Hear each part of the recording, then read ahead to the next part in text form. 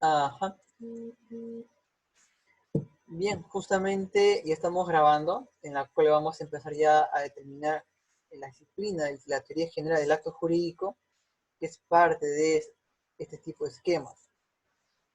Para ello vamos a hacer hincapié a las PPTs que han sido entregadas previamente hacia ustedes y se encomienda que cada uno lo lea en paralelo a lo que le voy a decir yo. Y cualquier pregunta que tenga, tiene la confianza de poder hacerlo en este chat eh, para que pueda justamente responderles.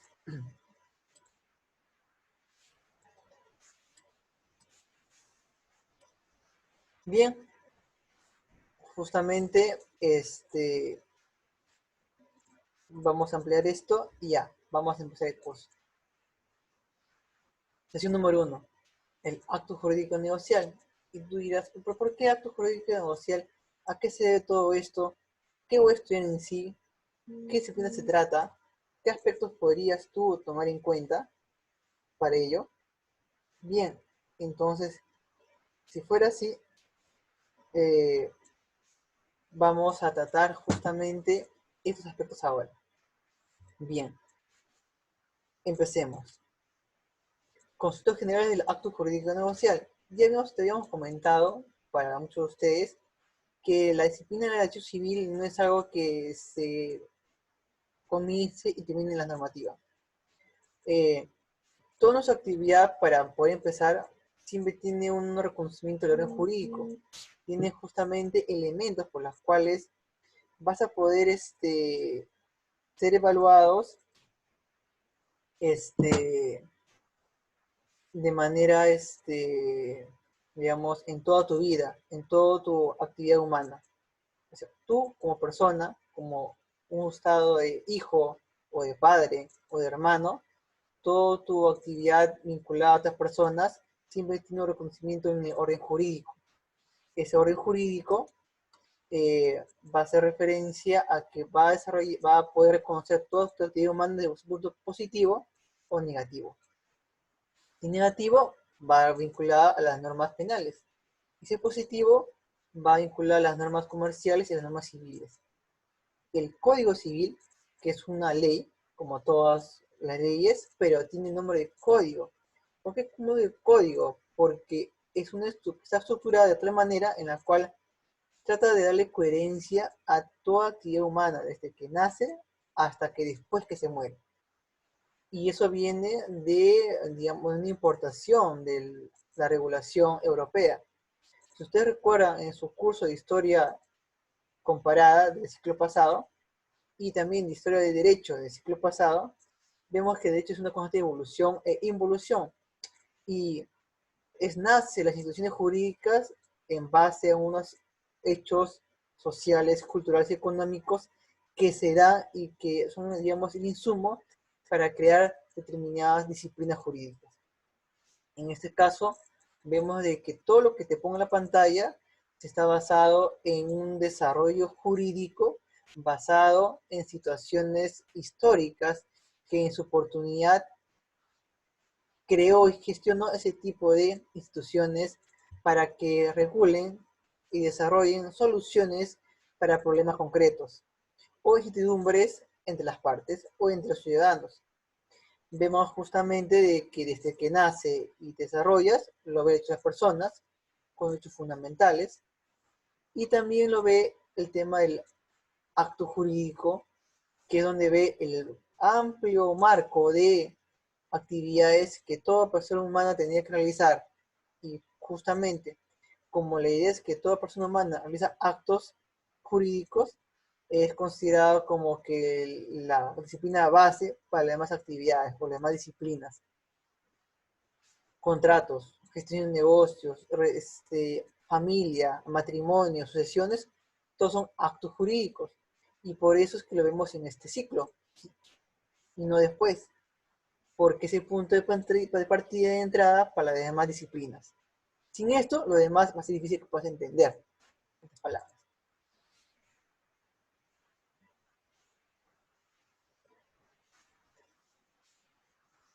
Bien, siendo así, pasemos a lo siguiente. ¿Por qué hablamos de teoría general del acto jurídico o negocio jurídico? Digamos, el curso en por sí tiene que partir de algo previo. ¿Por qué digo teoría general? Si eso no te ha explicado el ciclo pasado, te explico ahora. En la época del siglo XIX, llamada el siglo científico, se partía de que así como las ciencias naturales pueden determinar de manera exacta cómo se desarrolla un ser humano, cómo este, cómo poder, digamos, descubrir el sistema nervioso, el sistema linfático, el sistema digestivo. Se pensaba que las ciencias sociales también podrían tener una completitud de toda la actividad social de la persona. Y por tanto, así como hay teorías que engloban todo en las ciencias naturales, también pensaba que había teorías que engloban todo, o sea, teorías generales que podían resolver todos los cabos sueltos de la actividad humana. Y por eso nacieron las teorías generales, con la idea o la fantasía de que tú puedes abarcar todos los actos humanos de este momento y para siempre. Por eso se llama teoría general del acto jurídico. Pero existe una discrepancia entre acto y negocio. ¿Por qué?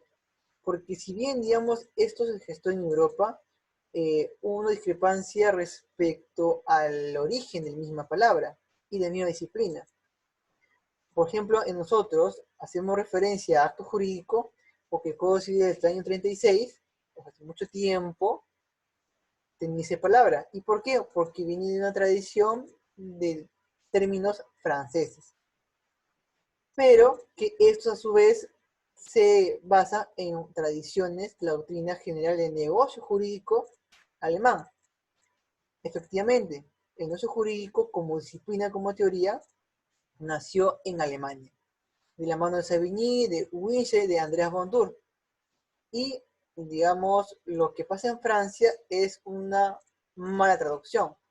Lo que pasa es que ahí hay un cambio de fraseas porque en Francia no podías hablar de negocio jurídico porque el negocio viene en francés de affaire. Y affaire hasta ahora tiene una connotación medio peyorativa respecto a relaciones intempestivas de choque y fuga. Por tanto, como no tiene ese tipo de connotación jurídica pura, y recuerda que en esa época todo quería que sea puro, trajeron la palabra como acto. Por eso el negocio jurídico fue pasado como acte juridique en francés. Y eso caló en toda la Sudamérica porque tenía mucha influencia en el siglo XIX de Francia. Ahí la lengua culta no era en inglés, ahí era la escuela francesa. Eso justamente implica de que en el fondo estaremos estudiando el negocio jurídico, pero por tradición le pone acto jurídico. Eso trae como consecuencia de que en el Perú haya libros de acto jurídico y libros con el título de negocio jurídico.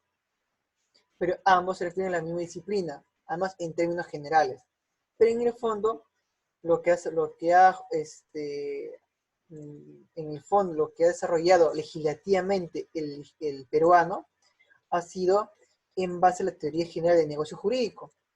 Porque nuestro libro 2 que está en nuestro Código Civil, que espero que lo tengan a la mano, así de la mano para que lo tengan, o si no en tu celular, se basa en la parte contractual del Código Civil italiano. Y la parte italiana se basa en la parte de la doctrina alemana. Y no en la parte de la doctrina del acte juridique de francés. Eh, por eso, digamos, es más correcto que nosotros hablemos de negocio jurídico. Y para que no te confundas, he puesto en curso acto jurídico negocial. Porque justamente es lo que nos podría identificar que hablamos de lo mismo, de negocio jurídico.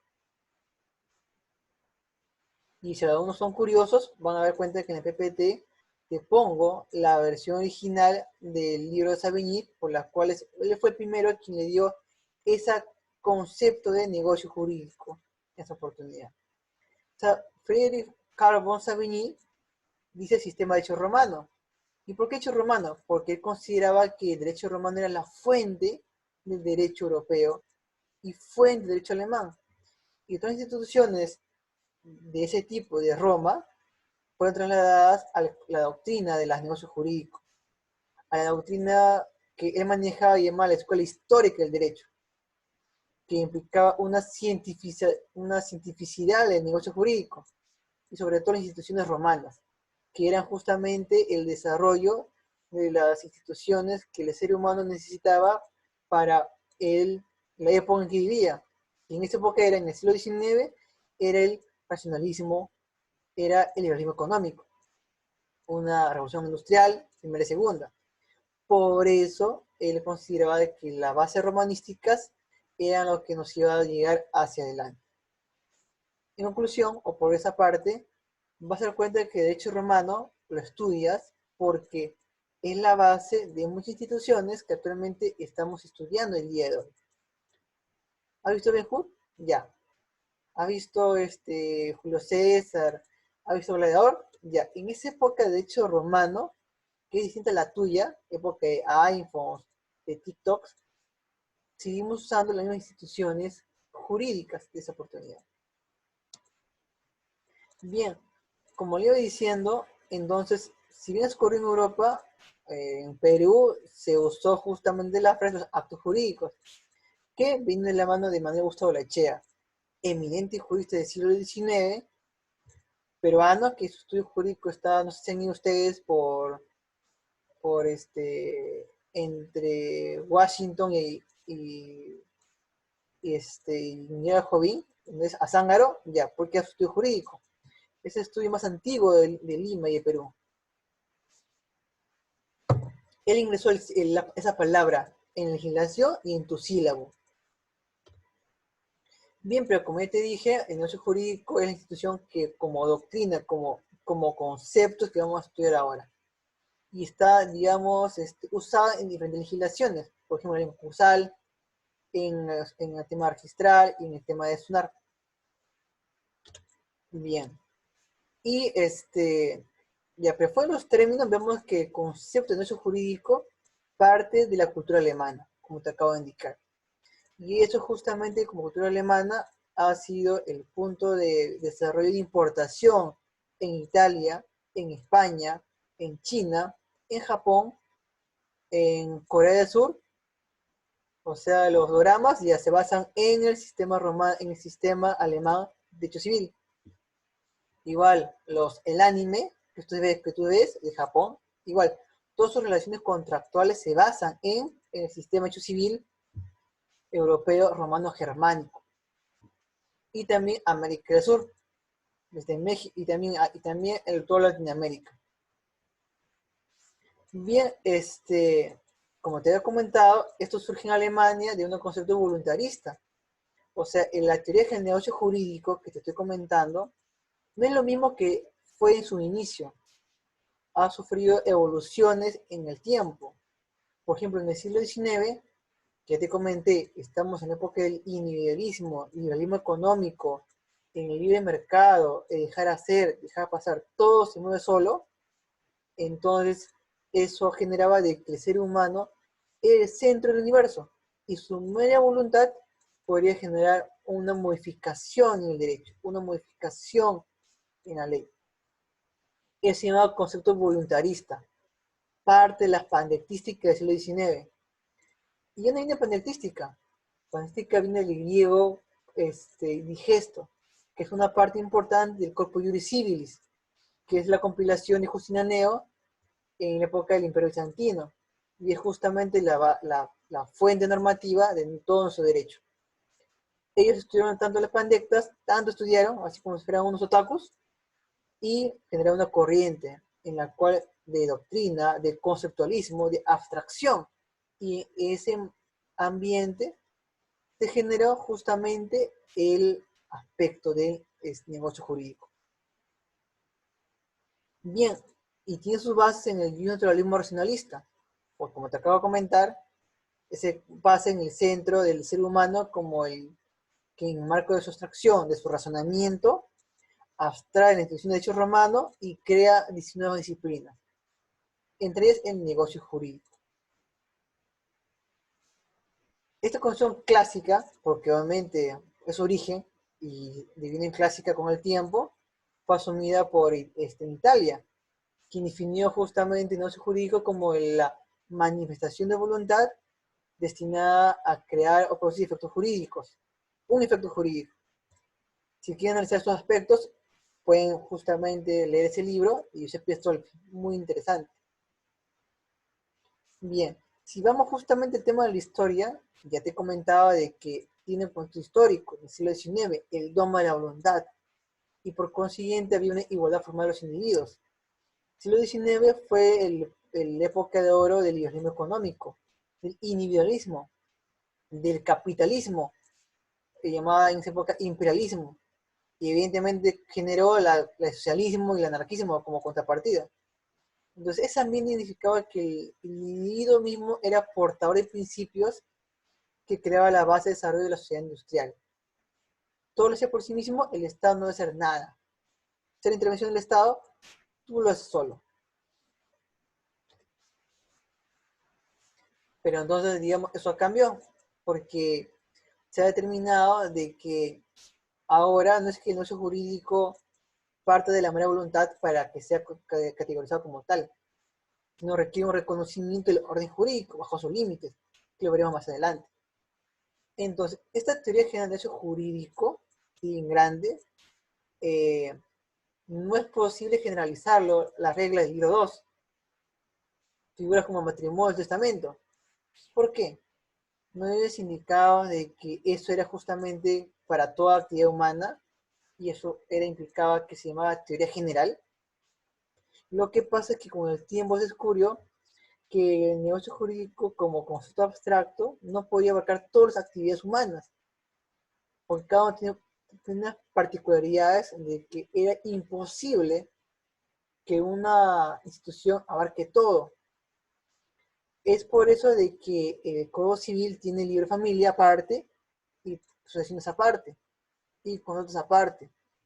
Aún continuamos el libro 2, porque es justamente de que era impracticable que se aplique a todos esos tipos de situaciones de la actividad humana.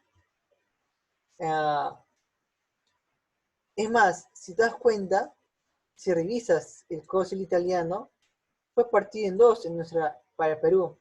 Y la parte de que es contratos, que es el Código Civil italiano, fue puesto en la parte del libro 2 del negocio jurídico. Por tanto, nuestras normas del libro de negocio jurídico, esto que vamos a estudiar este ciclo, son materias que son parte del contrato, de la teoría del contrato, que lo verán ustedes en los ciclos posteriores. En consecuencia, ustedes están estudiando contrato parte 1 y van a la parte 2 cuando llegue el ciclo pertinente. Así que nunca se olviden este tipo de usuarios, ciclos, porque van a tener que tomarlo en cuenta para ese tipo de cursos.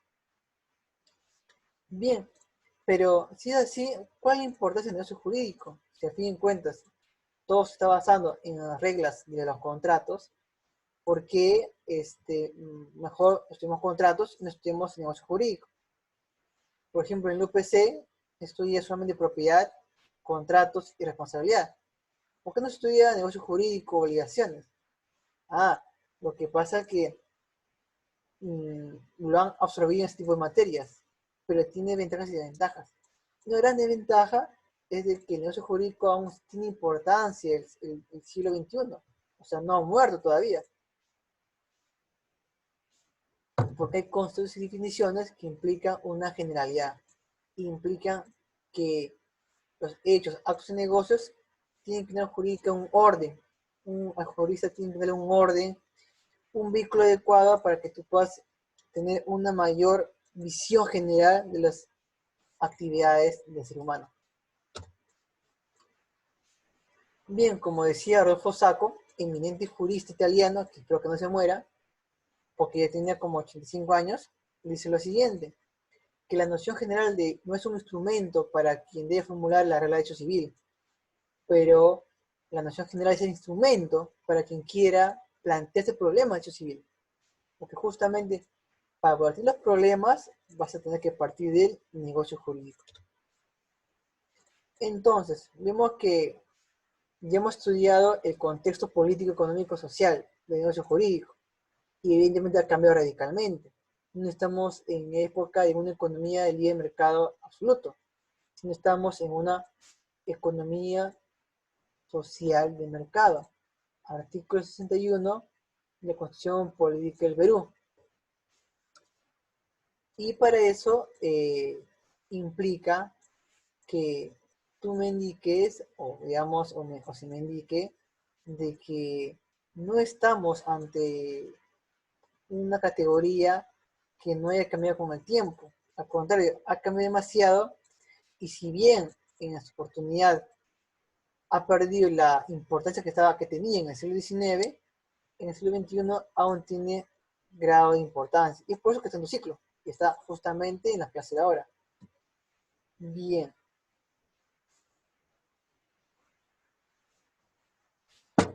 Ahí voy a ver, dejar de compartir pantalla. Si tiene una pregunta, me escribe nada más por el chat. Y, o si no, lo borran para el final, para que justamente podamos seguir avanzando.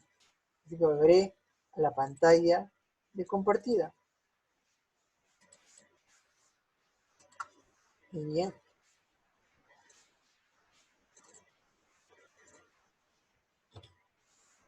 Ya hemos explicado que ya, ok, hemos encontrado cómo surge el hecho jurídico, de dónde viene y cuál es la teoría. Así que ahí no hay problema. ¿Quieren más datos? Entren al aula virtual a material de lectura y encuentran justamente más detalle de lo que ha pasado en esa oportunidad y cómo es la recepción del negocio jurídico en nuestra legislación peruana. Así que tienen que leer. Bien, entonces, ¿cómo vamos a estudiar el negocio jurídico? Vamos a estudiar de la teoría de la norma jurídica, en la cual partimos del esquema que ha planteado Natalino Irti, eminente jurista italiano, que espero que también no se muera. Él dice lo siguiente: hay dos fases de la teoría de norma jurídica: hechos jurídicos, que es la parte estática, y la parte dinámica, que es la eficacia jurídica, que son situaciones y relaciones jurídicas. La parte de hechos jurídicos es la parte estática que vamos a ver el día de hoy. Y una vez que hemos terminado la estructura de hechos jurídicos, es acto de negocio, iremos a la parte de la eficacia, que ya sería en la unidad número 2. Ahora, entre los derechos jurídicos, justamente el dinamismo de esta categoría va a implicar que impliquemos diferentes hipótesis. Si vemos de que hay un hecho jurídico hipotético, que es lo que dice la norma, por ejemplo, ahora os puedo decir que dice: aquel que daña a otra persona está obligado a indemnizarle. Artículo 1969 del Código Civil. Es un hecho jurídico hipotético, porque nunca ha ocurrido. Es una hipótesis. Y tiene un efecto jurídico hipotético. ¿Cuál es? De que se le tenga que resarcirse a la persona afectada. En la realidad existen hechos jurídicos concretos, que es justamente lo que pasa ahora. Por ejemplo, he pagado para pensión digamos, para algunas clases presenciales, pero solo son clases virtuales. Ajá. Entonces es un hecho jurídico concreto. Y que si tiene respaldo en un hecho jurídico hipotético en la norma, va a generar que tu efecto jurídico que tú quieres hacer tenga respaldo en la ley y se convierte en un efecto jurídico hipotético, porque lo cales ahí. ¿Cuál sería esa oportunidad? De que se te dé una nueva valoración de la prestación que hace la universidad para poder reducir la contraprestación en atención a la nueva forma de la cumplimiento que está haciendo la universidad. Así que, como verás, todo ese tipo de circunstancias lo puedes ver en este cuadro. Como ejemplos, si hay, digamos, incumplimiento, va a generar responsabilidad. Si hace un contrato, va a generar una prestación. Si es una mejora que tú haces en tu casa, va a generar un reembolso. Pero hay hechos hipotéticos como responsables que no generan un efecto hipotético. Solo te dice la ley de que, oye, si tú te casas con alguien, bueno, si tú, por ejemplo, te vas a comprometer con alguien, por ejemplo, no sé, de repente en mi clase virtual la próxima semana, se compromete unos alumnos en plena clase virtual, sean responsables con ese matrimonio. Pero si es que, por ejemplo, ella no quiere después, no genera un efecto de minimización, ni de reproche, ni nada. Así que no pondrá ningún efecto. ¿Qué hice con esto? El hecho que haya un hecho hipotético no significa que haya un efecto hipotético. Puede ser que la ley determine hechos que no generen una consecuencia. Simplemente la ley te lo dice que, oye, por si acaso, lo que tú piensas no tiene ninguna importancia para la ley. Entonces, ¿cómo podemos definir hecho jurídico? Bueno, hecho jurídico es que está previamente regulado en una norma jurídica, como hecho hipotético, y que eventualmente va a generar efectos jurídicos hipotéticos y que pueden trasladarse en la realidad. Pero ¿cómo se hacen los jurídicos? ¿Cómo es que ese hecho de la realidad se vuelve jurídico? ¿Cómo que ese hecho tenga una relevancia y tenga un efecto jurídico? Es como en tu caso. Yo quiero, por ejemplo, que haya delivery de comida en mi casa, pero sin yapa. Ah, ya. Pero lo que yo pienso, ¿tiene una relevancia jurídica? Pues sí, tiene relevancia jurídica. Y si yo digo, quiero decidir ver entre, no sé, entre Netflix y Movistar TV, o quiero, digamos, elegir un amigo entre él o ella, o este, quiero que mi Crash 1 me quiera y que Crash 2 también me quiera. Ya, pero eso son cosas que importa el derecho, pues no. Entonces, ¿qué hace que un hecho de realidad sea huevo jurídico o no jurídico? O sea, tiene importancia o no importancia en el derecho. Aquí vemos que todo hecho de realidad será considerado un hecho jurídico si es valorado como tal por orden jurídico.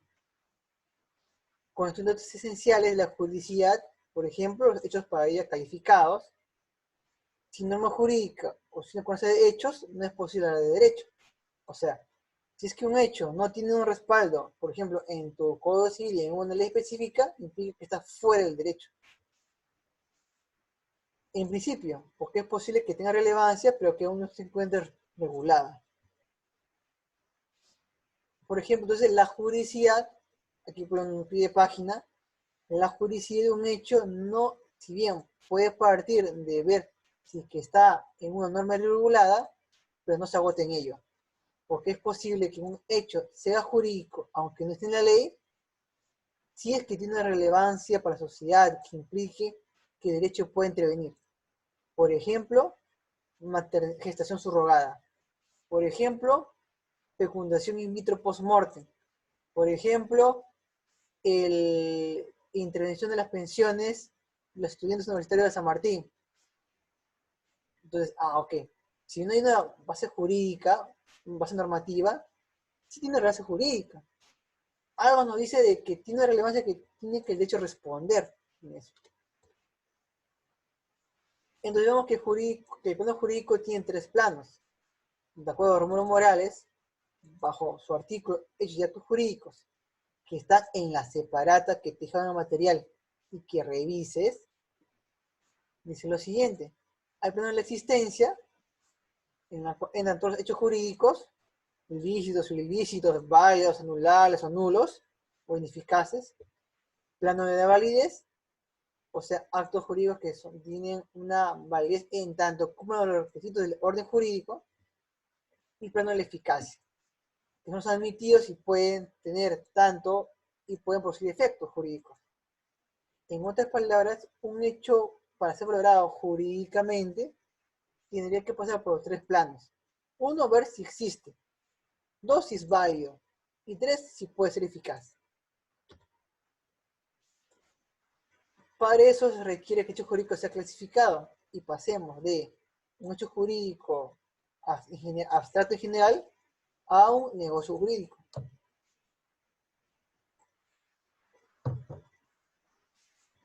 Por ejemplo, el hecho jurídico puede ser ilícito o lícito. Por ejemplo, si yo te meto un puñete, ¿es bueno o es malo? Es malo si no, duele si no. Ya, es ilícito. Pero yo tengo el deber de resarcirte a ti porque te metí un lapo, te metí tu queche, porque has llegado tarde a este curso. O si no, pues es lícito, en el sentido de que, oye, yo voy a detenerte y te voy a cogotear para que no lastimes a tu pareja. Entonces es un acto de defensa. Es un hecho jurídico lícito porque responde a proteger hechos fundamentales de mayor valor. Entonces, el hecho jurídico contrario al lícito se dividen también en varios. En la realidad y en eficacia, porque es un hecho jurídico que puede generar ilicitud, tanto civil como penal, o sea, pues de la cárcel, y también en la eficacia, porque va a generar un acto indemnizatorio, o va a generar en vez de un acto ilícito caduco o inválido. Bien, entonces el hecho jurídico, como derecho, se divide en varios. Hecho jurídico, como teoría general, se divide en, primero, hecho jurídico en sentido estricto, y acto y hecho jurídico. Y acto jurídico en sentido amplio, o llama acto jurídico en sentido estricto y negocio jurídico. No entiendo, profesor. Tampoco tenía la clase que usted me explicó. Y esta es tu oportunidad de que entienda. Porque ya van 3 veces que explico. Vemos en la clasificación. Número 1. ¿Te acuerdas el cuadro? Ya. Este es el cuadro del maestro civilista, muerto en el 91, José León Barnerán. Gran redactor del Código 84 y gran crítico del Código 36. Y Elizabeth Taguada, profesor que murió en el 2001. Ellos indican en sus libros respectivos lo siguiente, que el hecho jurídico se divide en involuntario y voluntario, ilícito, ilícito. Y entre lo ilícito, sin declaración de voluntad y con declaración de voluntad. Entonces, eso tiene tipo de, digamos, de problemáticas, porque dijeron, oye, pero esa clasificación me parece errónea. ¿Por qué? Yo lo dije en su clase anterior, y se refería a que el hecho no es que sea voluntario o voluntario, porque el voluntario también puede generar ilicitud. Y cuando es voluntario, puede ser que sea lícito, pero lo importante no es que sea sin declaración o con declaración, porque es posible que sea con declaración, pero que aún así no sea un negocio jurídico. Por ejemplo, cuando tú, por ejemplo, el hecho, cuando tú pagas, es un acto jurídico en sentido estricto. Es un acto voluntario porque estás pagando, pero tú no tienes el control de los efectos jurídicos y tampoco tú te puedes deshacer de eso. Otro tema, ¿es un hecho jurídico involuntario que te mueras? ¿Qué? Entonces, si me suicido, ¿qué? ¿No sería voluntario? No, la muerte es un hecho jurídico en sentido estricto, igual que el nacimiento. Que te suicides o no te suicides, o sea, con voluntad o sin voluntad, no es irrelevante. Por tanto, esta clasificación es inapropiada. Vamos a la sección número 2, que es el profesor Aníbal Torres, que lo he dejado como parte material también en la virtual, que espero que por favor lo mantengan ahí. Bien, ¿qué dice él? Dice, oye, hay que clasificarlo no en eso, sino en hecho jurídico natural o externo y hecho jurídico humano o interno. O sea, si es natural, o sea, por ejemplo, la cosecha, el desprendimiento de tierra, que aumenta tu terreno o tu periodo agrícola. Y humano, todo lo que es la actividad humana. Que igual, puede ser voluntario o involuntario. Si es voluntario, lícito o ilícito. Lo mismo. La muerte acaso es natural y no compete a ser humano. Ok, entonces no calza en eso. Y también, lo involuntario no puede ser ilícito. Por ejemplo, cuando tú dices, oye, me fallé, me equivoqué, I'm sorry. Perdóname, le dices. Ha sido involuntario, pero eso no significa que no haya una responsabilidad al respecto.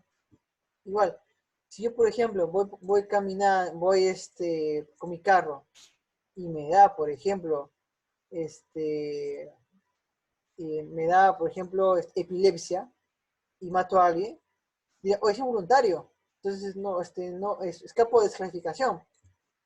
No, porque si tú sabías que eras epiléptico, tenías que haber evitado conducir vehículos. Por lo tanto, aunque sea involuntario el accidente, igual vas a generar responsabilidades, porque es un acto ilícito. Entonces, esta clasificación tampoco me sirve. Hay número 3, la de Juan Espinosa, que tiene un libro sobre acto jurídico negocial, y donde yo he tomado justamente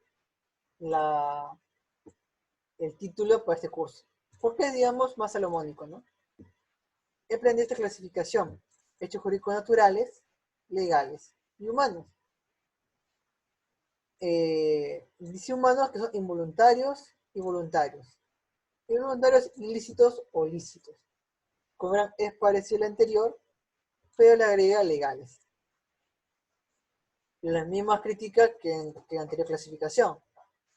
Es más, si son hechos jurídicos legales, también pueden ser humanos y naturales, porque la ley puede regular ambos aspectos. Esta clasificación de Rómulo Morales Hervías, que he dejado su material también en la red virtual, para que si no entiendes, ahí lo expliques mejor, ahí puedas entender mucho mejor y no tengas ningún problema. ¿Qué dice eso? Hecho jurídico en sentido estricto y acto jurídico. El acto jurídico puede ser en sentido estricto o un acto de actividad privada, o llamado también negocio jurídico. El hecho jurídico en sentido estricto puede ser todo, que puede ser un acto humano, involuntario, voluntario, pero que la ley determina ciertos efectos determinados sin importar que exista detrás un acto humano.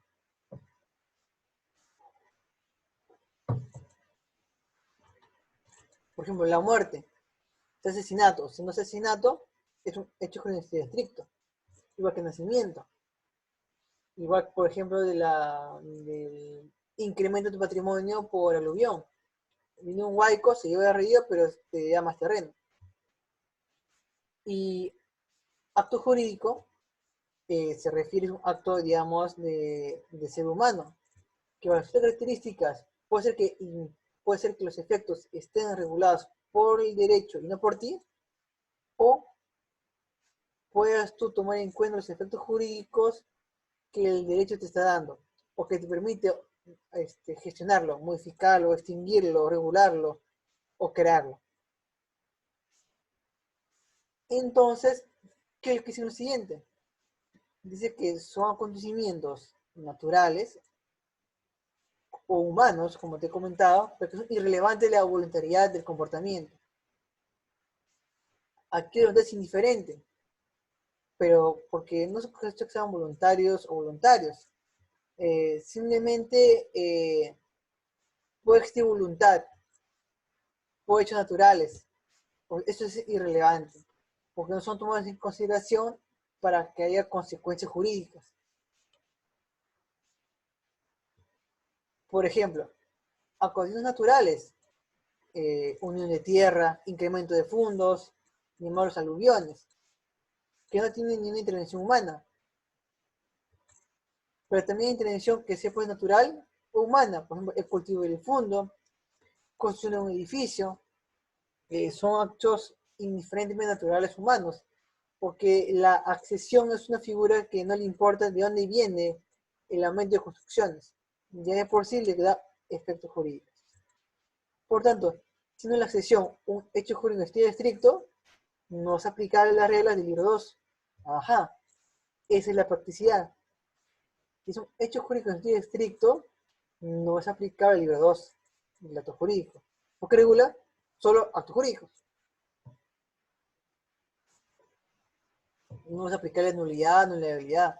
O sea, cuando, por ejemplo, imaginemos que tienes el COVID-19 y te mueres. Va a ser la muerte nulo, el acto de muerte, en apelación o anulabilidad, No, pues no tiene sentido, porque es un hecho jurídico en sentido estricto.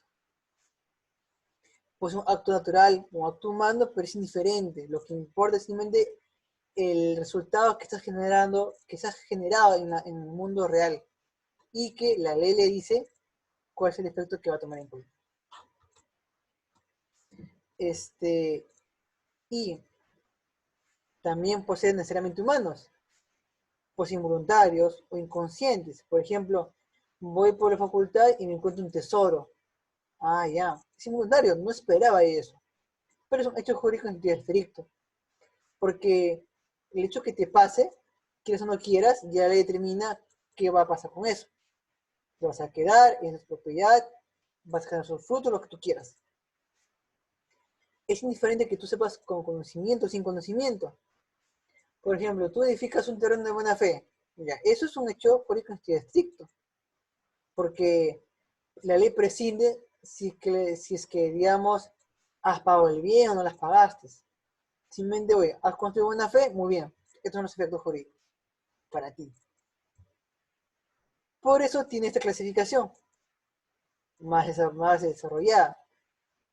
Todo esto engloba en la pantalla, si tú das en la pantalla, es hecho jurídico estricto, internamente, cómo se clasifica. O sea, si es que tienes dudas de lo que te he hablado, ahí está desarrollado. Pasemos a actos jurídicos en sentido estricto. Son hechos jurídicos, obviamente, en sentido amplio, pero en estricto son negocios jurídicos, actos jurídicos en sentido estricto. Son actos humanos, ¿sí? Que se producen como que producen efectos por sí mismos, pero no se requiere más que la voluntariedad. O sea, basta con que sea voluntad tuya hacer ese tipo de acto. Y no se te exige, y tampoco se requiere, que tú digas cómo hacerlo, o de qué manera, o qué condiciones, o hacia quién le das. En el acto jurídico en sentido estricto no hay algún espacio para que los autores produzcan efectos jurídicos, porque no realizan autonomía privada. Solo se requiere que sea voluntario, que tú aceptes eso. Según Manning, Larens, Flume y Scugnamiglio, autores alemanes e italianos respectivamente, lo dividen actos reales, materiales o meramente exteriores actos. Por ejemplo, aprehensión de cosas, captura de animales. Basta con que lo quieras para que la ley le dé un efecto jurídico. Eso se llama actos jurídicos en sentido estricto.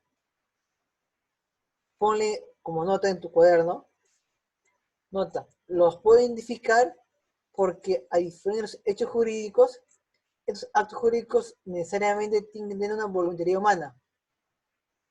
Los diferencio del negocio jurídico porque en esos actos jurídicos en sentido estricto, los efectos yo no los quiero, o sea, yo no los configuro, yo no los desarrollo, si no me lo da la ley.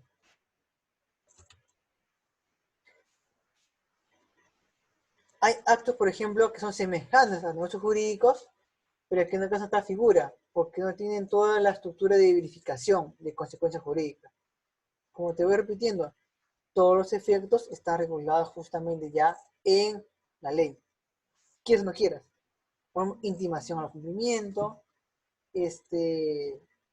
a creencia, el tema de... Algunos piensan que el matrimonio también lo es, porque basta con que tú quieras casarte con tu delegada, con tu delegado, con tu compañera de Zoom, con compartes estados, con memes, para que ya los efectos de fidelidad, de bien común, de procreación de hijos, se dé automáticamente. No hay espacio para que tú decidas, ¿sabes qué? Quiero casarme contigo, pero, ¿sabes qué? Solamente lunes a viernes y miércoles por miércoles tengo clase con el profesor este. No, no es posible. No es posible configurarlo. La ley ya da los efectos determinados cuando tú quieres esa voluntad. Igual en la adopción. Quiero adoptar este hijo. Reconozco este hijo. Pago plata. Ejemplo de actos jurídicos en sentido estricto. porque basta querer para que ya se den los efectos jurídicos. Por eso las comunicaciones, notificaciones, participaciones también son actos no negociables. Solamente declaras cosas. Oye, por si acaso, declara tal cosa. Nada más. Entonces, es un acto jurídico estricto. Declaro que mañana decidiré que voy a hacer un contrato. Muy bien. Si quieres cuestionar el contrato, es cuestionar mañana. Porque ahora no. Su declaración netamente es un acto jurídico estricto. Por ejemplo, cambio de domicilio, comunicación de revocación de poderes, avisos, comunicaciones, notificaciones, carta notarial. Es por eso, por ejemplo, que una carta notarial no puede impugnarse, nulidad, nulidad, porque es un reconocimiento, te comunico otra cosa. Claro, depende mucho del contenido que es la carta notarial. Si somete un aviso, no cabe, digamos, eso cuestionarlo, ¿no? En tanto los efectos de esa carta notarial se encuentran en la ley. Si está en la ley todos los efectos, y no te dan a ti ni un resquicio de poder modificarlo, estamos en un acto jurídico en sentido estricto. Y justamente para que tenga más ejemplos, incluso normativos, te lo he puesto en pantalla. Declaración de perito, son cosas netamente de conocimiento. Ahora, eso implica que lleguemos al negocio jurídico. Es decir, hay una voluntad del ser humano declarada, manifestada, y también puedes determinar los efectos jurídicos que le dan a esa voluntad. Por eso el artículo 140 del Código Civil te dice, el acto jurídico negocial, entre comillas, es la manifestación de voluntad destinada a ¿qué? Crear, regular, modificar, distinguir relaciones jurídicas. Ajá, de ahí viene el concepto, que está en el artículo 140. Pero profesor, yo he leído, porque yo he leído en mi tiempo en cuarentena, no he estado jugando Dota, no he estado jugando PlayStation, FIFA 20, no he estado jugando estados de mis fiestas en mis casas, no he estado compartiendo TikToks, no he estado solamente bajándome memes. He leído el material que me ha dado y he advertido de que eso no es cierto, que el negocio jurídico no es la manifestación de voluntad, solamente. Correcto. Si citamos a Taboada Córdoba, acto jurídico, negocio jurídico y contrato, que justamente lo pueden encontrar en en material que les he dejado a ustedes en la red virtual, dice lo siguiente. Dentro de una concepción y uso naturalista del derecho, es lógico que se definan actos del hombre relevantes jurídicamente como simple manifestación de voluntad, dirigida a la producción de efectos jurídicos, sin tomar en cuenta en absoluto la función organizadora y ordenadora del ordenamiento jurídico. Pues siendo el hombre el centro de un sistema jurídico, nada más lógico y consecuente concebir el acto jurídico como una simple manifestación de voluntad o la expresión de un deseo de producir consecuencias jurídicas. Como se va a apreciar, justamente Gustavo Taboada critica esa definición, porque no toma en cuenta los demás elementos del acto jurídico que en el mismo artículo 140 lo define en su segundo párrafo, que sería objeto, causa, formalidad, incluso las modalidades. Por eso se ha determinado que otro tipo de concepciones, y son varias, te he puesto acá las más importantes en pantalla. Uno, la alemana, que es el Tatbestand, o sea, que es un hecho jurídico, o sea, que es un supuesto de hecho.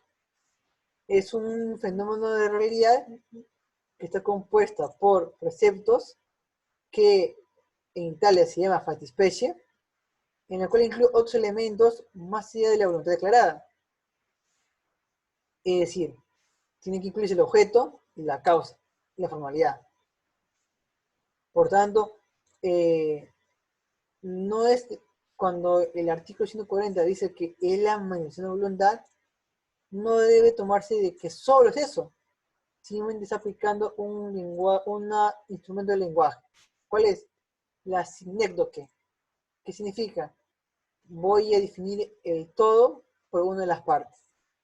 En este caso está definiendo el acto jurídico por una de sus partes, que es manifestación de voluntad.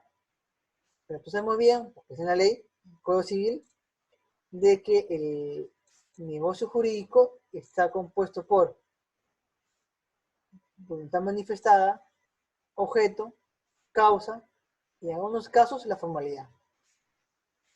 ¿Es una definición? No, tampoco. Solo estoy describiendo sus componentes, pero no estoy dando una definición exacta del negocio jurídico. También se dice, por ejemplo, que es un instrumento o vehículo de la autonomía de las particulares. Es decir, es una expresión del acto de autonomía privada. Y ahí, digamos, tiene su crítica porque si fuera así del todo cierto, es un poco de fantasía, porque no todas tienen la misma libertad, no todos tienen el mismo poder de negociación, no todos tienen la autonomía privada como todo el mundo lo tiene. Por ejemplo, tú puedes irte al colegio de tu hermanito y decirle al director, ¿sabes qué? Te voy a dar tanto de plata y ahí nomás queda, tú sigues dando clases virtuales. Que no, basta que haga así en el Zoom y te quite del aula virtual, como yo lo puedo hacer también en este momento. Entonces, vemos de que no todos tienen el mismo poder de libertad, de voluntad. Y aunque lo tuvieras, tienes límites, que es norma imperativa, orden público y buenas costumbres. Por tanto, no es, digamos, un acto de autonomía privada 100% así. Así que no es, digamos, de tanto tipo de esos aspectos. Bien, siendo así, vemos lo siguiente. Vemos de que existe otro tipo de definición, que es el acto de comunicación social. Dice que el derecho jurídico es un fenómeno comunicativo que se realiza adecuadamente, es decir, está vinculado a un comportamiento de consecuencias sociales y jurídicas, ¿no? Es decir, es un hecho de lenguaje que tiene relevancia jurídica y que, de acuerdo a caso por caso, va a tener ciertos efectos determinados. Bien, ahí justamente voy a dejar de compartir pantalla porque quiero justamente hacer una pausa para que se relajen, vayan al baño, se tranquilicen y volvemos en 10 minutos. Bueno, 5 minutos probablemente, entre 5 y 10 minutos. Como clase virtual, no sé si te puedes hacer la facultad, al tercer piso, a esperar el agua en el bidón, ¿no? Así que yo creo que entre 5 minutos aproximadamente vamos a volver ahora, ¿ya? Voy a poner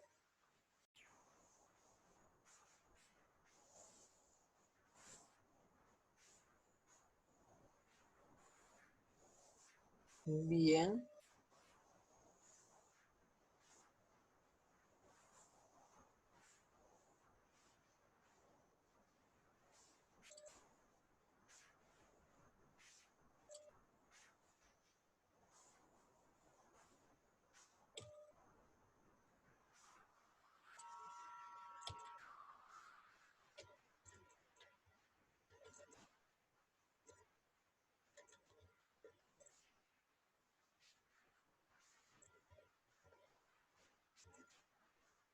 justamente ya retomando nuevamente la clase de hoy, que como verán es muchas cosas que hay que desarrollar, que para eso está justamente el material de lectura que os he dejado. Vamos a entrar ya al tema del negocio jurídico, ¿no? A ver, estimamos que todo esté en línea, todo esté bien, muy bien. En ese sentido, hemos dicho de que la respuesta es no, el negocio jurídico no es la manifestación de voluntad. O sea, ¿por qué? Porque eso es un elemento de los tantos que tiene el negocio jurídico. El negocio jurídico, como un acto del ser humano, eh, puede catalogarse como un acto comunicacional, como un acto de autonomía privada, pero no, pero o como un supuesto de hecho que engloba un cierto tipo de características determinadas como objeto, causa, formalidad y también la voluntad declarada, evidentemente. Entonces, en esos aspectos, sí se consigue todos los autores de que el derecho jurídico siempre tiene que provenir de una autonomía privada. De ahí se dice que el derecho jurídico es una autorregulación de intereses, un acto de los particulares, un acto de la autonomía privada, que por la cual podemos nosotros cambiar la realidad del mundo y que tenga un impacto en el derecho. Por eso se ha determinado de que este tipo de negocios jurídicos, sean unilaterales o semilaterales, es justamente el núcleo duro de todo el sistema del derecho civil. Y para eso tiene como punto de partida, el sustento incluso filosófico e ideológico, la autonomía privada. Porque sin esto no hay negocio jurídico, sería netamente un acto de opresión, o como se dice penalmente, una irresistibilidad de a otra persona que te oprime. Pero no, la autonomía privada es justamente la base por las cuales el privado puede darse reglas con fuerza vinculante y la cual tiene reconocimiento en el orden jurídico. Y lo veremos justamente en esta oportunidad.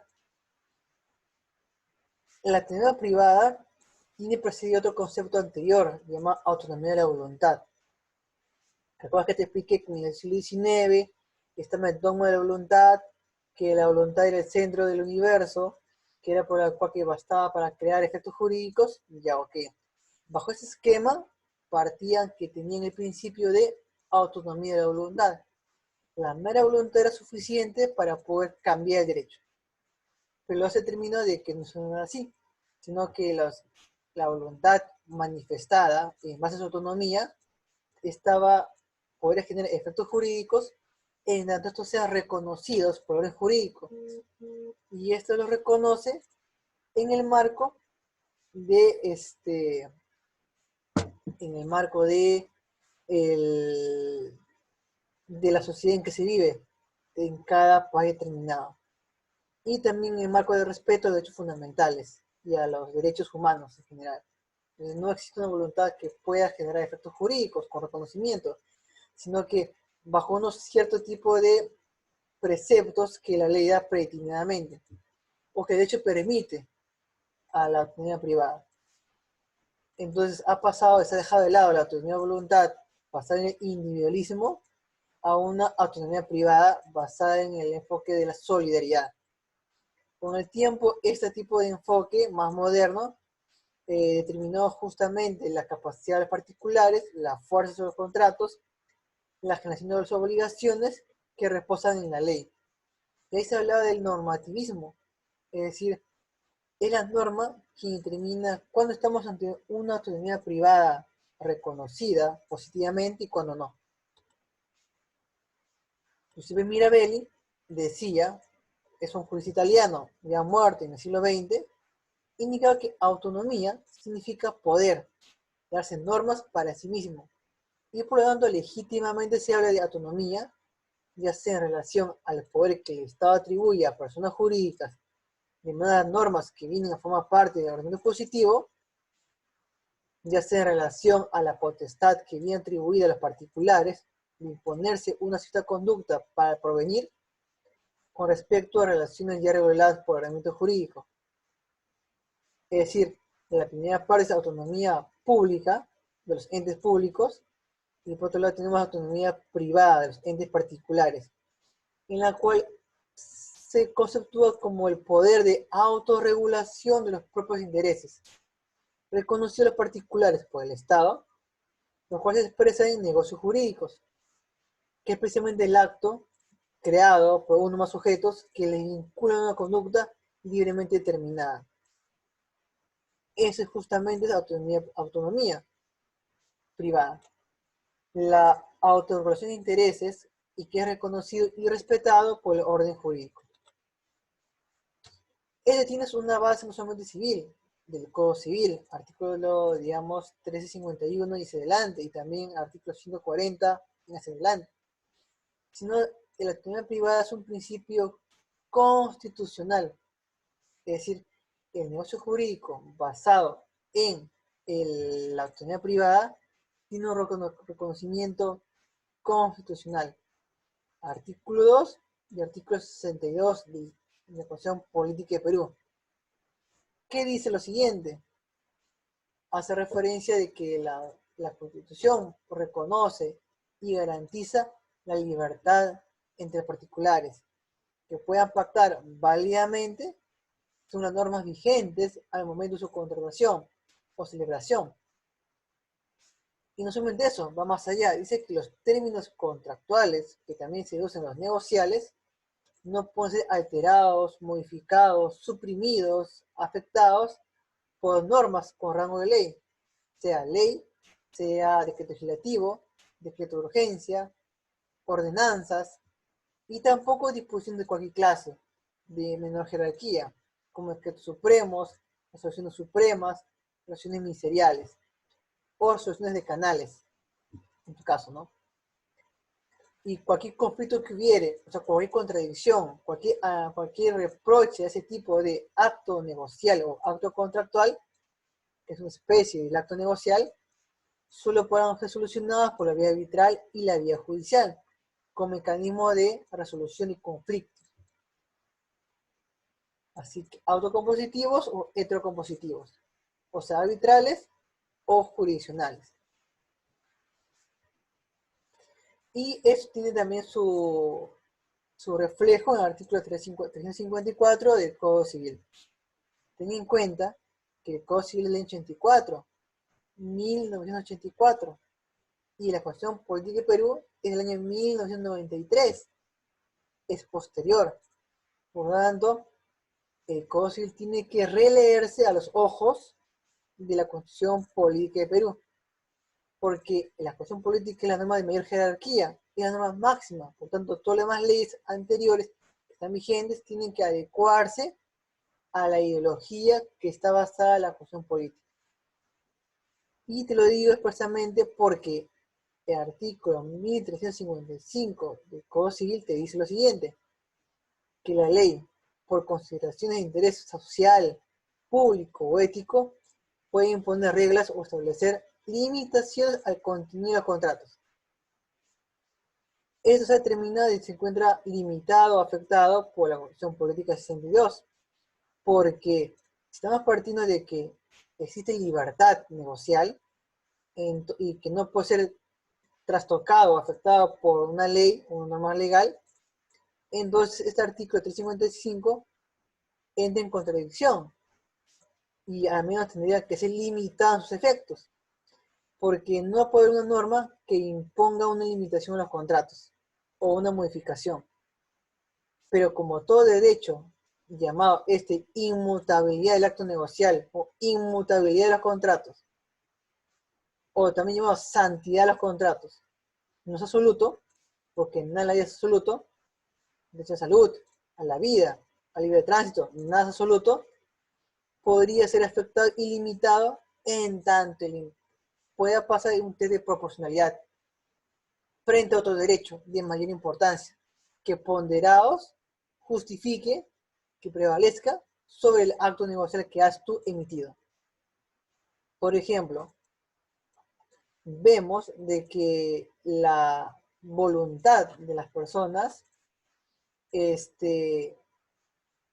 se expresa en el negocio jurídico basado en la autonomía privada, más que un principio, es el principio de hecho privado. Y aún así, no todos sujetos pueden tener la misma autonomía privada. Y eso justamente se encaja con lo que estaba diciendo anteriormente. La autonomía privada tiene dos limitaciones, o sea, que implicarían su intervención. Uno, el interés público, el interés de estos derechos de mayor rango y mayor importancia, que prevalecen sobre los otros. Y por otro lado, tenemos que dentro de los mismos actores privados tienen un poder de negociación diferente, no tienen el mismo poder de elección.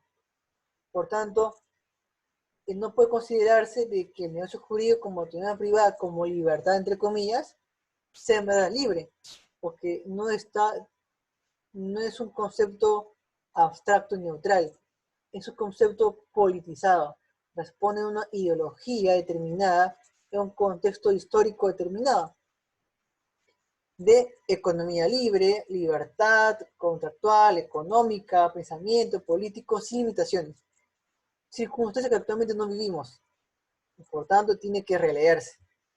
Y se determina que el negocio jurídico, si bien es un producto de la autonomía privada, podría ser modificado y podría tener límites a ello. Esos límites y esas afectaciones son constitucionalmente permitidas. Y lo vemos adelante. Te dice lo siguiente.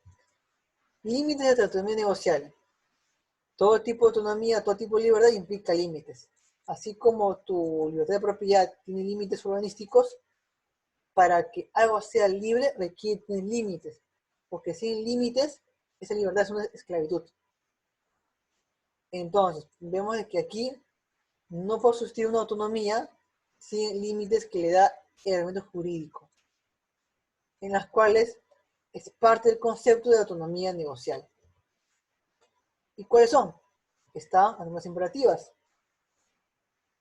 que indica que no cabe en parte contrario, no ámbito de derogación y no todos son de orden público. ¿Y a cuál se refiere? Se refiere a que hay normas preceptivas, o sea, que ordenan conductas. Por ejemplo, tienes que casarte frente a un alcalde. Tienes que celebrar el negocio jurídico con escritura pública. Tienes que, digamos, comprar una casa junto con tu esposa o con tu esposo. Son obligaciones que te dice, oye, es imperativa, no es negociable, no, tú no puedes decidirlo. Tú te casas o con bienes separados o con bienes gananciales. No hay otro régimen. Y también normas prohibitivas que te prohíben cosas. Por ejemplo, prohibido el uso de derecho. Prohibido dañar a alguien. Prohibido no reconocer a tus hijos. Prohibido, o como se dice, no cabe o no está permitido exoneración de responsabilidades. No está permitido que una de las partes se aproveche de la otra. Entonces, son límites a la autonomía negocial. Hay normas jurídicas, leyes, para que entiendas, que son imperativas, que no cabe no aplicarlas. Por ejemplo, tú y yo no podemos hacer un contrato diciendo que nos excluimos a normas imperativas, o en contrario a lo que está estableciendo. Esas cláusulas son nulas y se aplica la norma imperativa que aquí hemos querido eludir. También tenemos normas de orden público, que son justamente imperativas, porque no quedan parte contrario, normas de derogación, que protegen intereses públicos, intereses colectivos.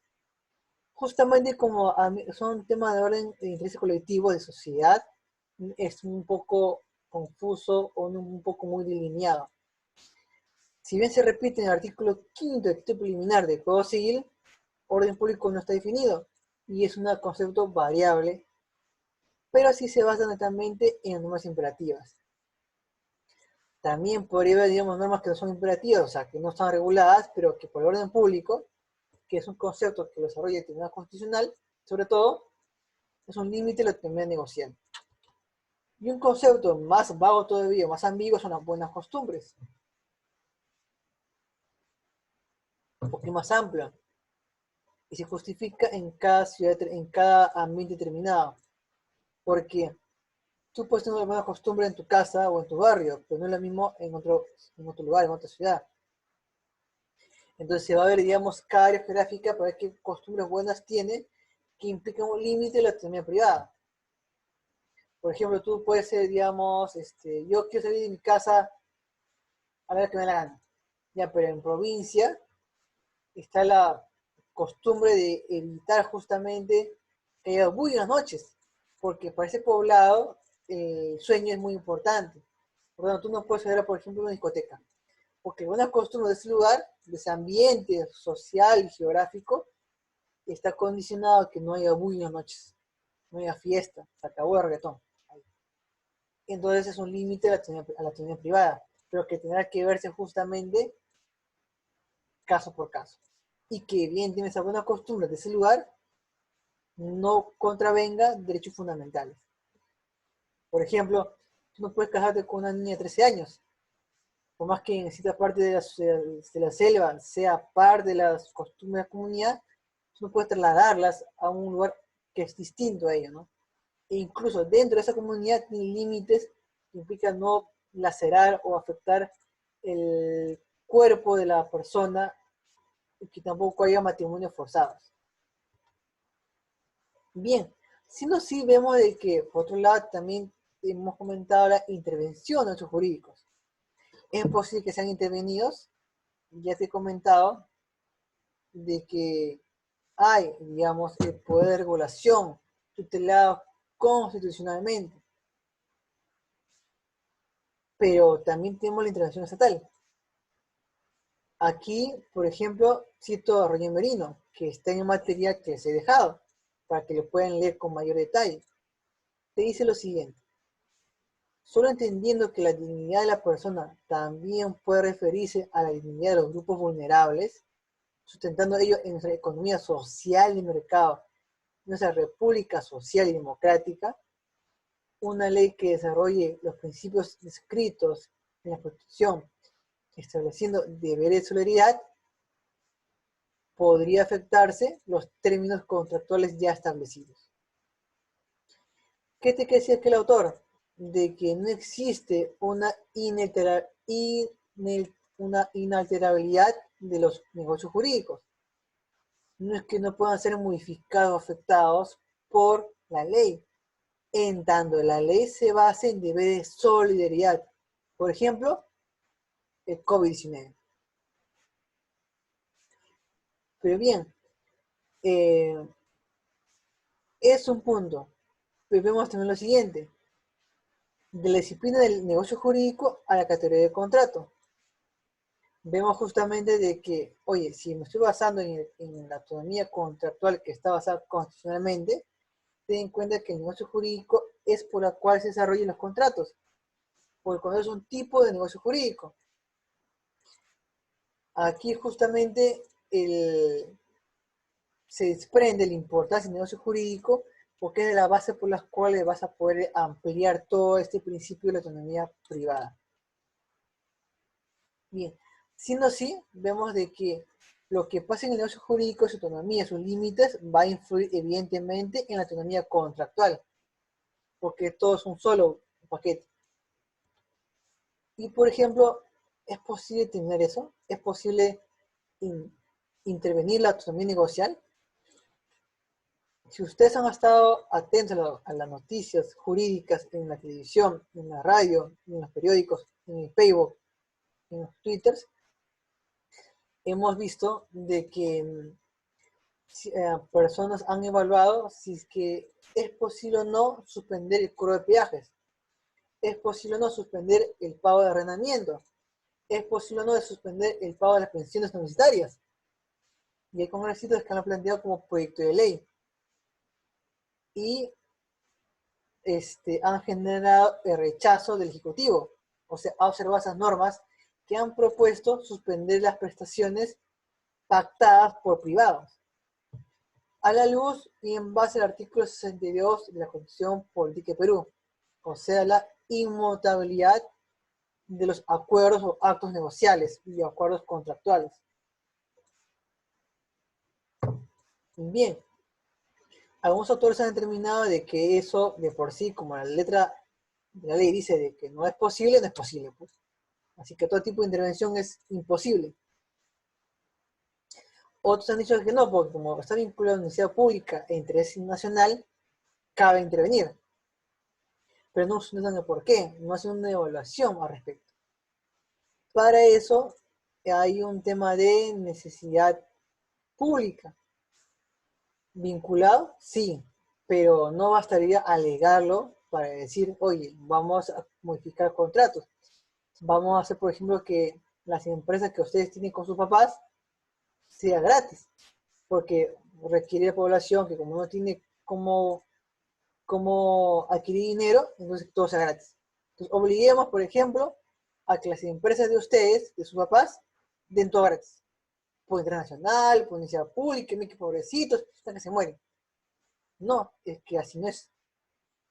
Justamente la idea es que sea un test de proporcionalidad que evalúe si es que ese artículo 62 que hace referencia a la consagración de la inmutabilidad de la autonomía negocial del negocio jurídico puede ser respetado o puede ser intervenido o limitado.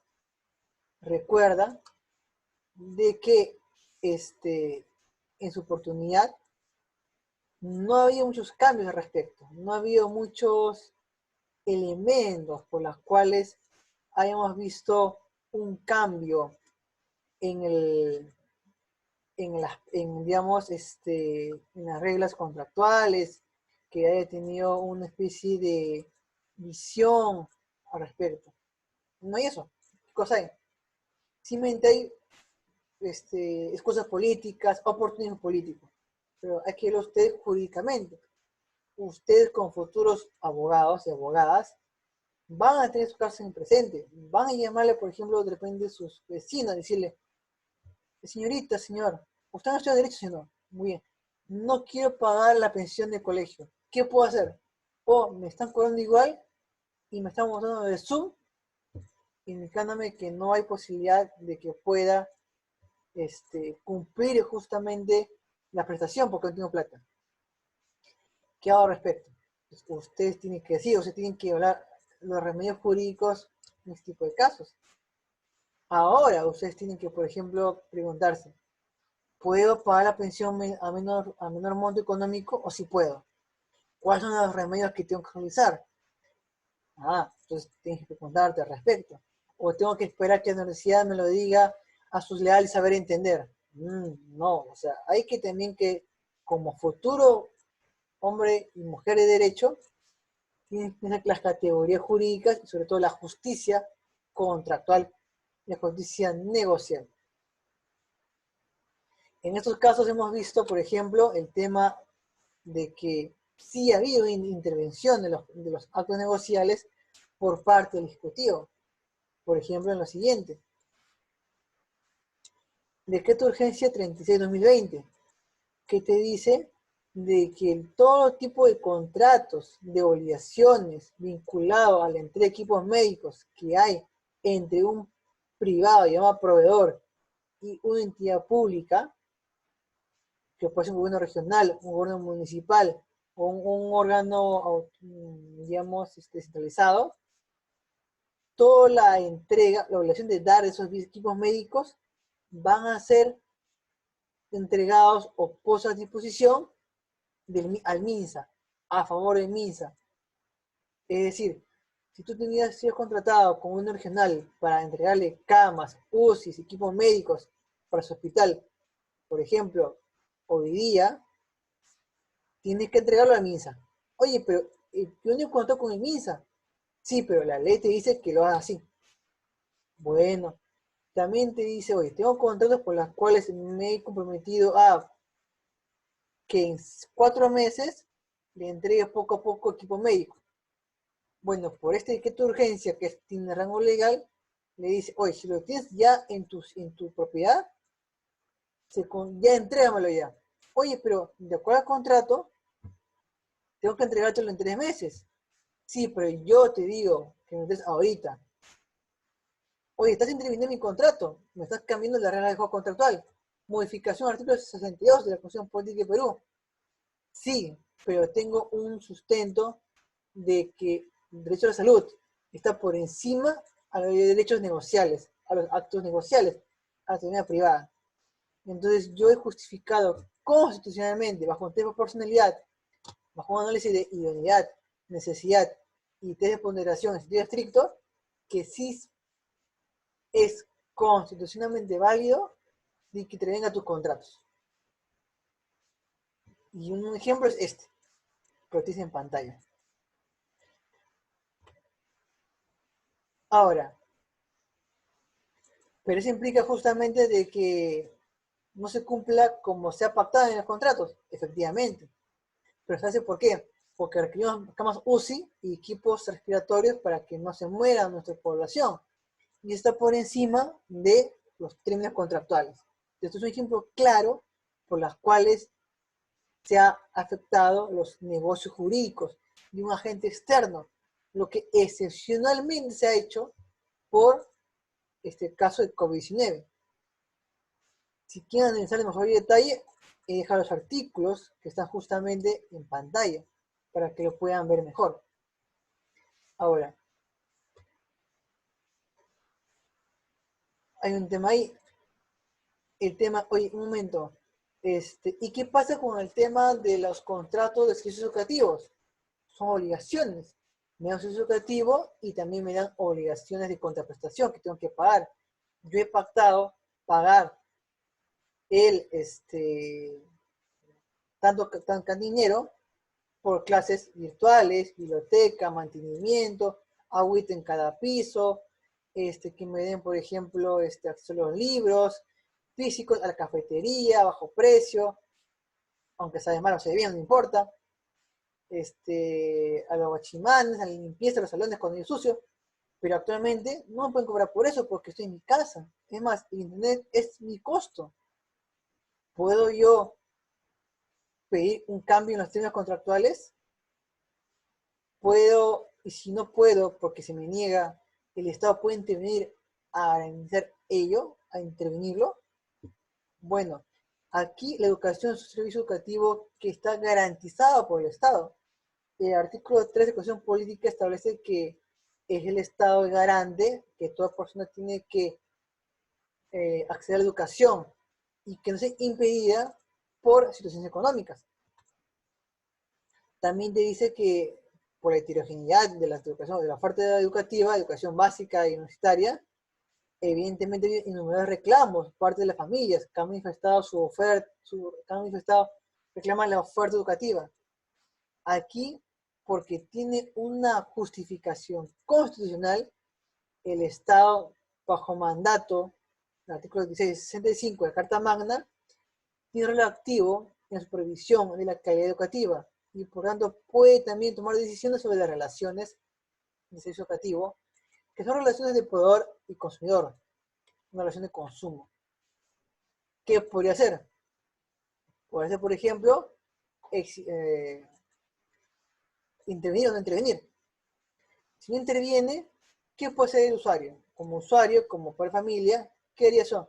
Como así, en primer que diría, de que, oye, me está dando una prestación defectuosa, por tanto, bajo el artículo 1316 del Código Civil, tengo el derecho a resolver el contrato, o si que yo quiero, a recibir tu prestación defectuosa, porque es virtual, no es presencial, pero yo tengo que recibir la contraprestación a ese tipo de proporción. Pero como soy una persona que no puedo hacerlo porque tengo un sujeto de poder no ser débil, bajo, vulnerable, no tengo una situación de paridad con el colegio o con la universidad. ¿Qué implica hacer? Tenía que asociarme y poder reclamar. ¿Y el colegio reclamar? ¿A la universidad? No, porque no hay nadie. Entonces, en esos casos, el Estado tendría el deber de justamente hacer lo que tú no puedes hacer. ¿Qué cosa es?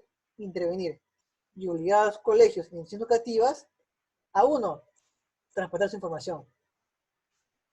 Que me diga su información, oferta educativa, cuánto cuesta, cuánto vale, y que lo traslade al usuario y que le obligue a que él renegocie, él me pida renegociar y que diga, oye, por si acaso, tú no vas a pagar 1.500 soles, vas a pagar 1.000 soles. ¿Por qué?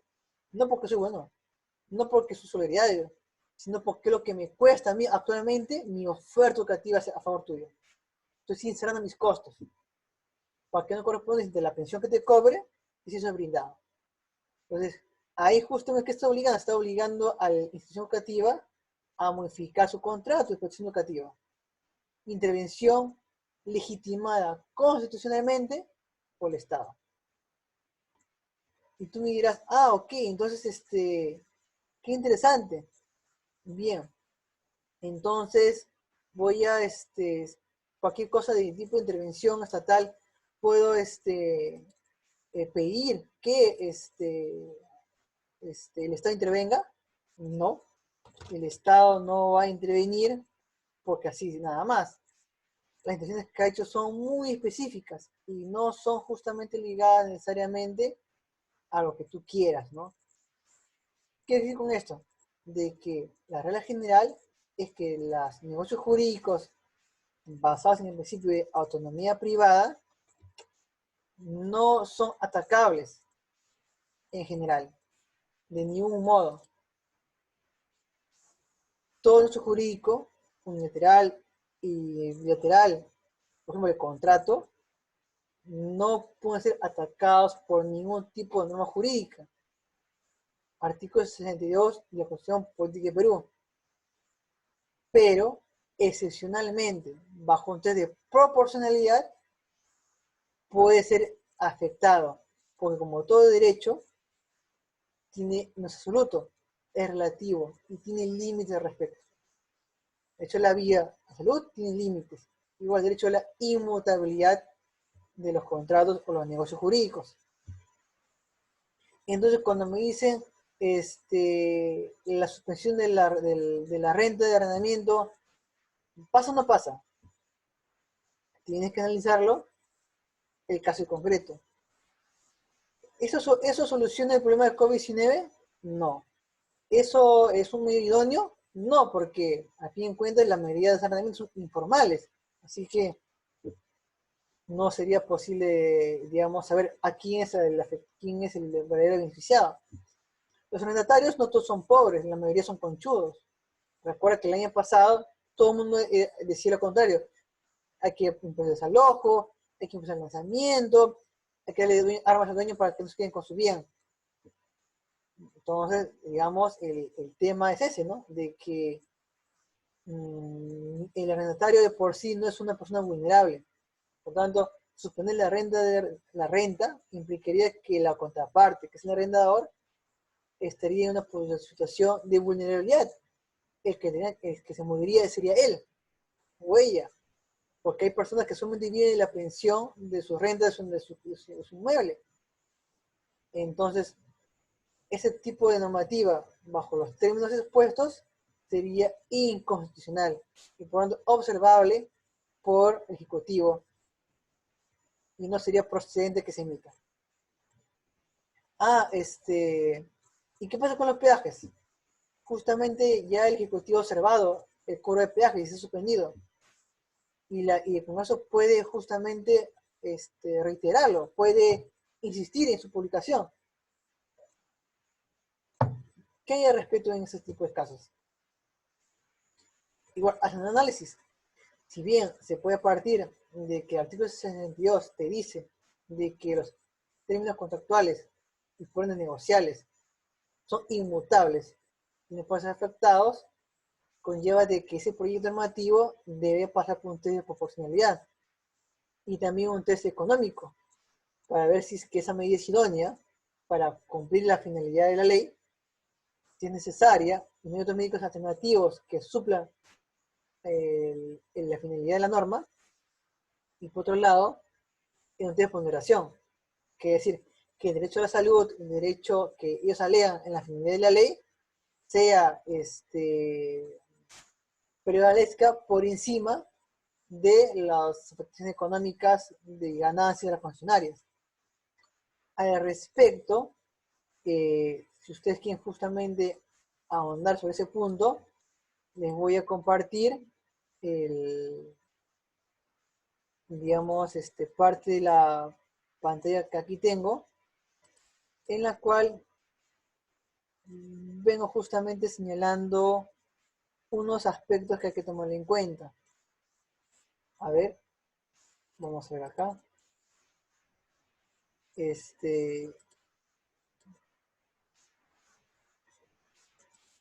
Bien, ahí está el pantalla y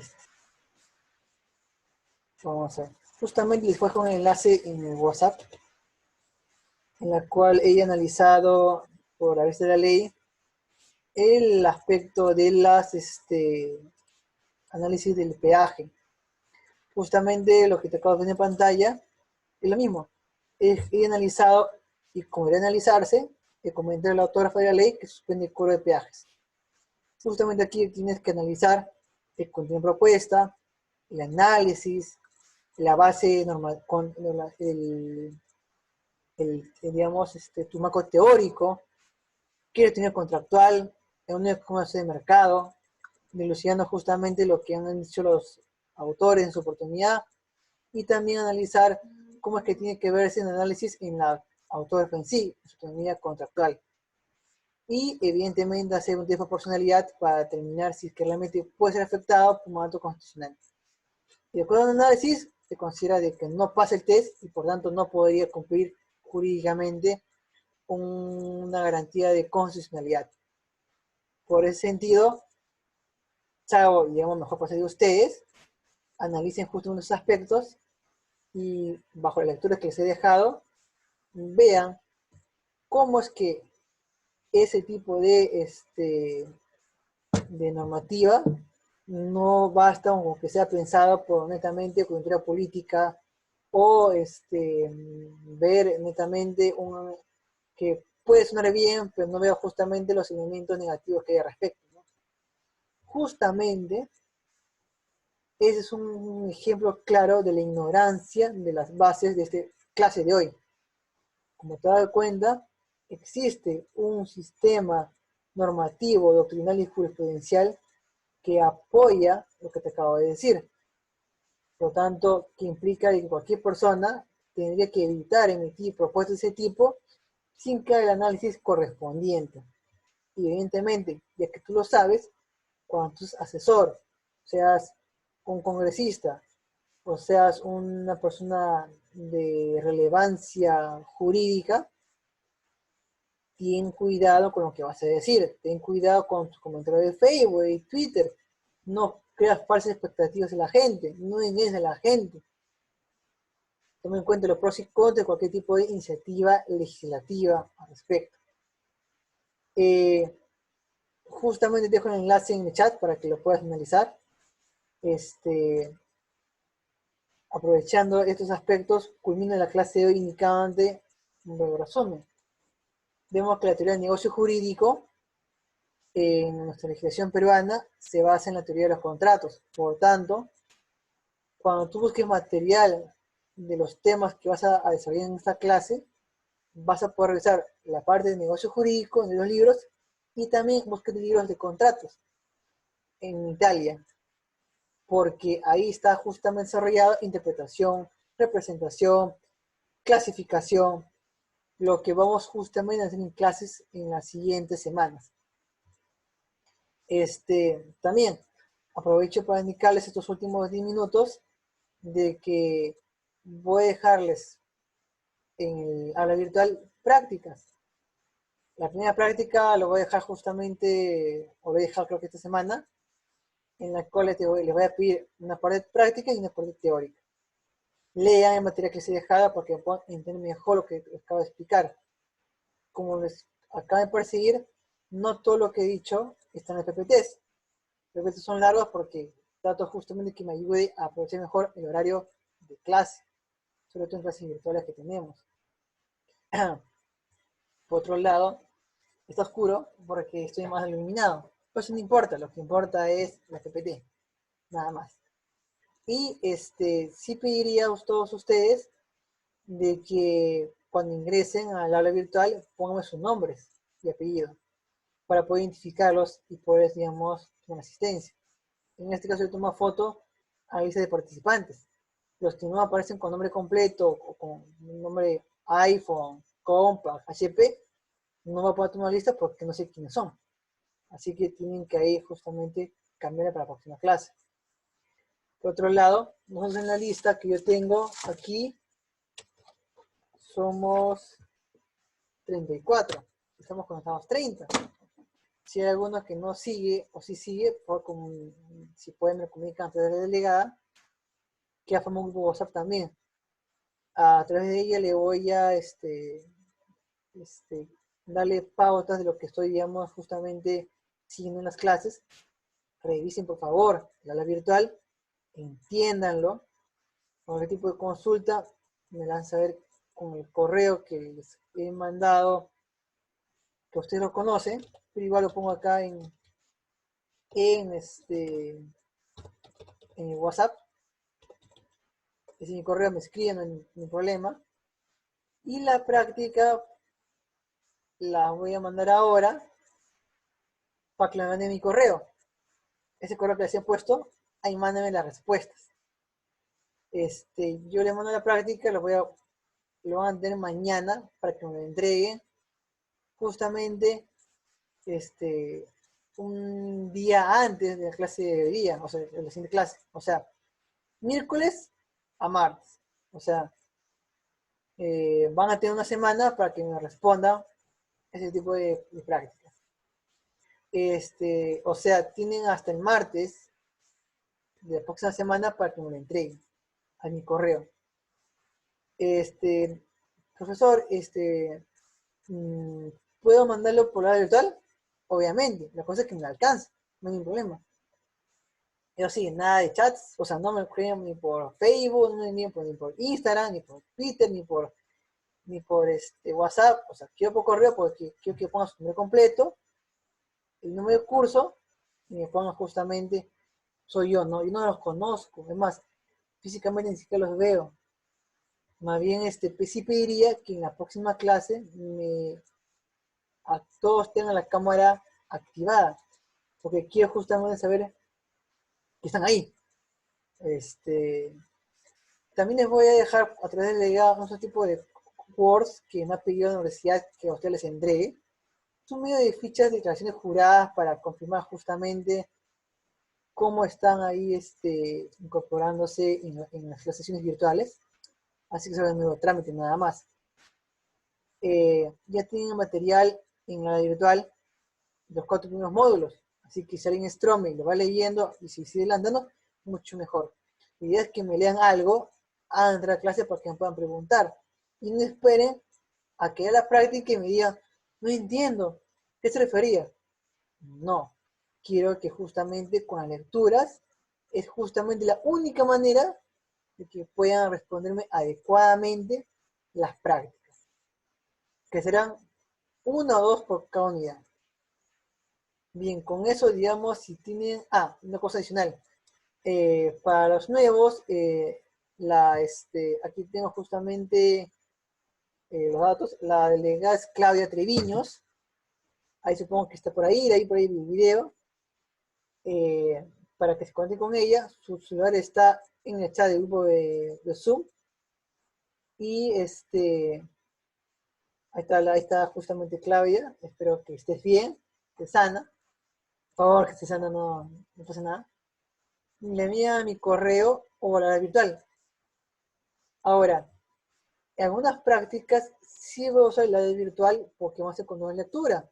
Pues ahí como el lado virtual me permite hacer cuestionarios de verdadero y falso, de marcado no marcado, será mucho más fácil. Yo les avisaré, evidentemente, qué tipo de mecanismo estoy usando para que ustedes estén alertas y entren en el periodo de respuesta que les voy dejando.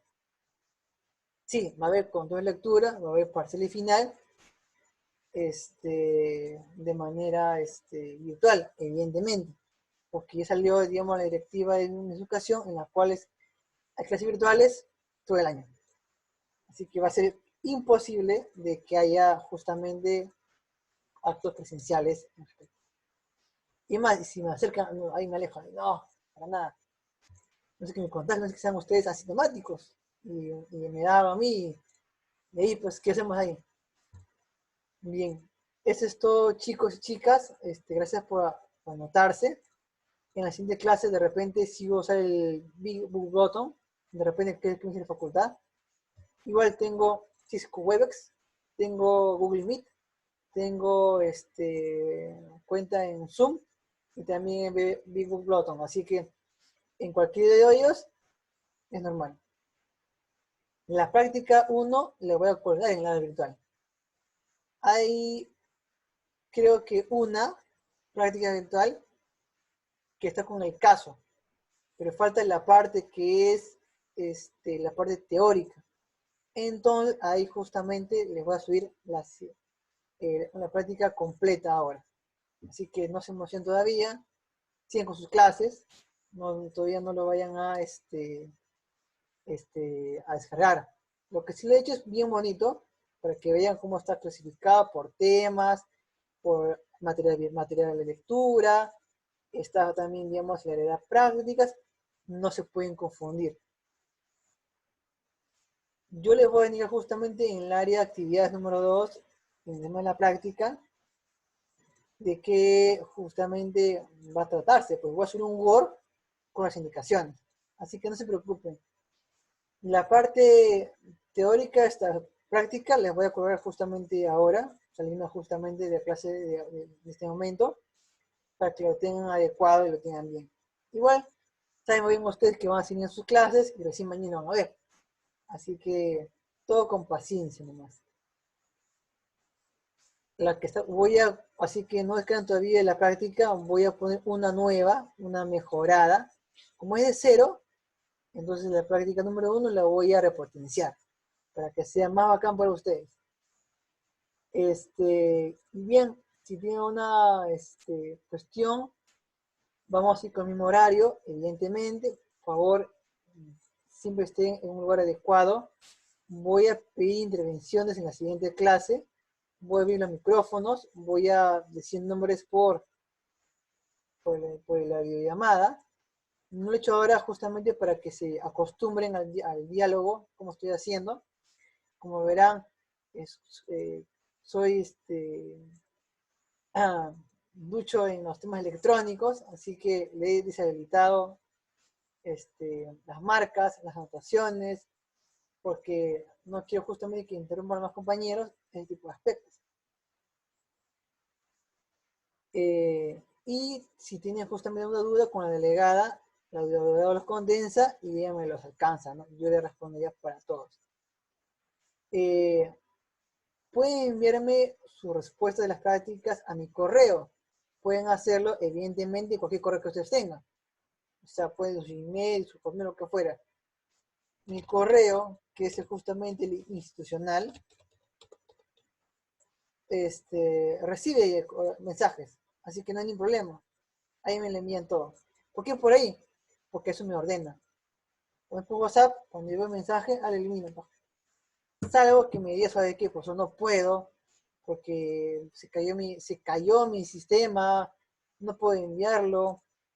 No le envíen el grupo de WhatsApp, porque yo no soy ahí. Tienen que enviármelo a mi correo. En caso así extremo, que no tenga el correo y que se está en el plazo, me lo envíen a través de la delegada. Y la delegada me va a saber. Pero es algo excepcional. Yo considero los que envían por correo más, se va a poner el puntaje más, porque siguen los canales idóneos de manera ordinaria.